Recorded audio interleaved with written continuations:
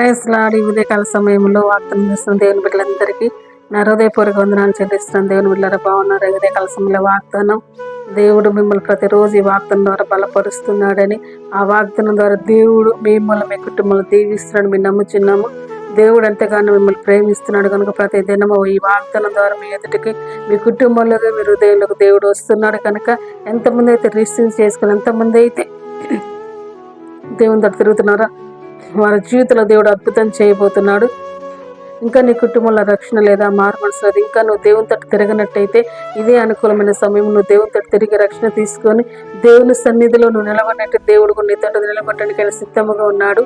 ఈరోజు ఉదయకాల సమయంలో మనం ఎందుకంటే ఎంత దినంలో ఉన్నాం కనుక, అపాయకరమైన పరిస్థితుల మధ్యలో జీవిస్తున్నాం కనుక మనము ఖచ్చితంగా రక్షణ అనేది ఉండాలి. ఎందుకంటే రక్షింపబడిన వారు పరలోక రాజ్యానికి వారసులు. ఎందుకంటే నిన్ను నువ్వు రక్షించుకొని, ఎందుకంటే దేవుడు ఏమంటున్నా మన కొరకు ఆయన ఆఖరి రక్త కొరకు రక్తాన్ని కార్చింది కాబట్టి నీ కొరకు నా కొరకు ఆయన కలవరసులో ఆయన బలియాగంగా మార్చబడ్డాడు. అందుకని ఈ దినము నీ ఆయన సన్నిధిలో నిలబడినట్టయితే నీ తట్టు ఎంత సిద్ధముగా ఉన్నాడు కనుక ఈ దినం మనము దేవుని తట్టు తిరుగుడుకు ఆయన కృప చూపెడుతున్నాడు.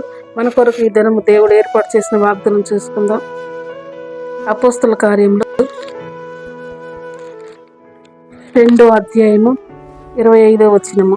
నేను ఎల్లప్పుడూ నా ఎదుట ప్రభును చూచుచుంటిని, ఆయన నా కుడి పార్శ్వమునున్నాడు గనుక నేను కదల్చబడను. ఆమేన్. మనతో మాట్లాడుతున్నాడు.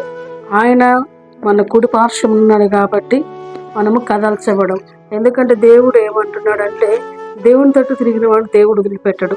ఎందుకంటే ఈ ఉదయకాల సమయంలో చాలా మంది దేవుని తట్టు తిరగలేక, ఆయన సన్నిధి అనుభవించలేక, ఆయన కృపను పొందుకోలేక ఈ దినము చాలా మంది ఆయన కృపను పొందుకోలేని స్థితిలో ఉన్నారు కనుక ఈ ఉదయకాల సమయంలో, ఎందుకంటే మనం ఎల్లప్పుడూ దేవుని స్తుతించాలి. దావీదు మహారాజు అంటాడు, అక్కడ దావీదు గురించి రాయించబడినది ఏమంటే, నేను ఎల్లప్పుడూ ప్రభుని ఆయన సన్నిధిని చూచుచుంటుంది కనుక ఆయన నా కుడి పార్శ్వమునున్నాడు కనుక నేను ఎన్నడూ కదల్చబడును అంటాడు. ఎవరు కుడి పార్శ్వమునున్నాడంట? దేవుడు కుడి పార్శ్వమున, ఆయన నా కుడి పార్శ్వమునున్నాడు కనుక నేనెన్నడూ కదల్చబడను అంటున్నాడు. ఆయన మనతో ఉంటే మనం కదల్చబడి, శ్రమ వచ్చిన, ఇరుకు వచ్చిన, ఇబ్బందులు వచ్చిన, శోధనలు వచ్చిన మనం విడిపించబడతాం కనుక ఈ దినం విడిపించబడే బిడ్డగా ఉండాలి. ఎందుకంటే ఎందుకంటే సియోను కొండవల నువ్వు ఎందుకంటే స్థిరపరచబడాలి, నువ్వు కదల్చబడుకుంటూ ఉండాలి. ఎందుకంటే దేవుడు ఈ ఉదయకాల సమయంలో నీతో మాట్లాడుతుండు. ఎందుకంటే చిన్న చిన్న విషయాలకు కొంతమంది దేవుని నమ్ముకొని కూడా తొలగిపోతున్నారు, దేవుని నమ్ముకొని కూడా త్రొట్టిల్లిపోతున్నారు, దేవుని నమ్ముకొని కూడా దేవుడు నాకు జీవితంలో ఏ కార్యం చేయట్లేదని త్రొట్టిల్లిపోతున్నారు. కానీ దేవుడు ఏమంటాడంటే, నేను మీ కుడి పార్శ్వములు ఉంటే మీరు ఎన్నడూ కదల్చబడరు. ఆయన మన కుడి పార్శ్వములు ఉండాలంటే మనం దేవుని తట్టు తిరగాలి, నీ హృదయాన్ని దేవునికి ఇవ్వాలి. ఎందుకంటే ఆయనను ఎల్లప్పుడూ మనం స్తుతించాలి, ఆయన ఎల్లప్పుడూ మనం ఆరాధించాలి. ఎందుకంటే ఆయన ఎల్లప్పుడూ మన ఎదుట ఉండే దేవుడు, మనలో ఉండే దేవుడిని ఈరోజు మనం గ్రహింపలేని స్థితిలో ఉన్నాం. ఎందుకంటే మన దేవుడు మనతో ఉండి మనలో నుండి మాట్లాడే దేవుడు, ఆయన పిలిస్తే పలికే దేవుడు, ఆయన మాట్లాడే దేవుడు, జీవం గల దేవుడు. ఎందుకంటే నీ కొరకు నా కొరకు ఆయన ప్రాణం పెట్టినవాడు. ఎందుకంటే మృత్యుంజయుడిగా 3వ దినము లేచినవాడు. ఈ ఉపవాస ప్రార్థనలు ఎవరైతే వాగ్దానం వింటున్నారో, ఈ ఉపవాస ప్రార్థనలను కదల్చబడు. ఎన్ని ఇరుకులు వచ్చినా, ఎన్ని శోధనలు వచ్చినా, ఎన్ని పెను తుఫానులు వచ్చినా నీ నావని దేవుడు కదల్చనీయుడు, నీ కుటుంబాన్ని కదల్చనీయుడు, నిన్ను కదల్చనీయుడు. ఎందుకంటే పోరాటాలు నీపై లేచిన అవి నీపై ఎన్నడూ నిలవు కానీ, ఎందుకంటే దేవుడు నీ కుడి పార్శ్వమున ఉన్నాడు కనుక నువ్వెన్నడూ కదల్చబడు. ఎందుకంటే దావీదు కుడి పార్శ్వమున దేవుడు ఉన్నాడు కాబట్టి ఆయన ఎన్నడూ కదల్చబడలేదు. ఆయన శాశ్వతమైన ఆశీర్వాదం పొందుకున్నాడు.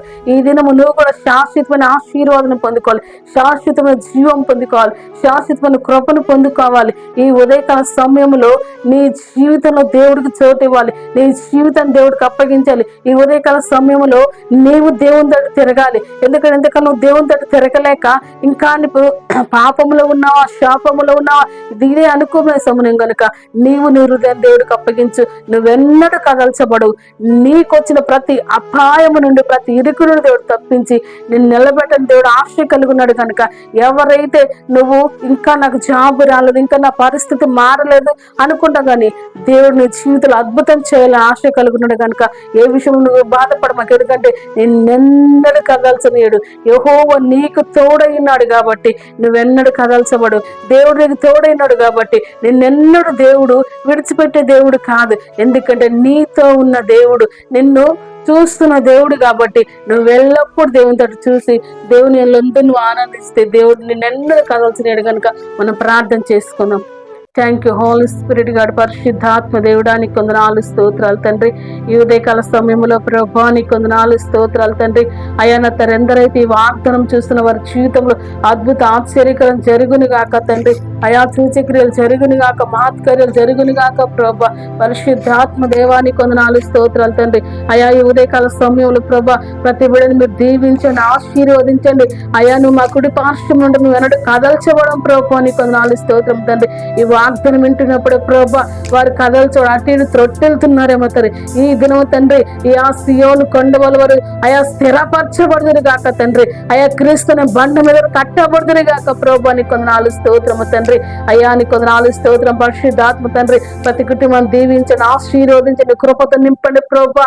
అయా నీ సన్నిధిలో వారు దినదినం అభివృద్ధి పరచబడాలి తండ్రి. వారు దినదినం ఆశీర్వదించబడాలి ప్రభా. వారి కుటుంబంలో ఆర్థిక ఇబ్బందులు, ఆర్థిక పోరాటాలను విడుదల పొందుకుందరు గాక.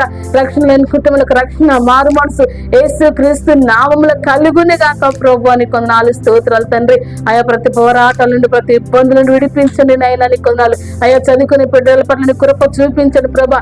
ఎగ్జామ్ రాస్తున్న బిడ్డల పట్ల నీ కృప, నీ కనికరం ఇప్పుడే దిగుండి కాక తండ్రి. ఎగ్జామ్ హాల్ అడుగుపెట్టిన వారితో పాటు మీరు అడుగు పెట్టండి ప్రభా. అయ్యా వారి తండ్రి, అయా నా తండ్రి నీ కొందనాలు స్తోత్రం తండ్రి. ప్రతి సబ్జెక్ట్ వరకు చదివినది తండ్రి వారి జ్ఞాపకం ఉంటే సహాయము చేయండి ప్రభా. అయ్యా ఎగ్జామ్ ప్రిపేర్ అవుతున్న బిడ్డల జీవితాలు కూడా గొప్ప కార్యాలు జరిగించబడుతున్నాం ప్రభు అని కొందనాలు స్తోత్రాలు తండ్రి. పరిశుద్ధాత్మ తండ్రి అయా చంటి బిడ్డలపై అపవాదన కుయుక్తి పంటున్నారు తండ్రి. దాని ఆలోచన తలంపులను యేసు క్రీస్తు నామములో కూడా గాదిస్తున్నాను ప్రభు అని కొందనాలు.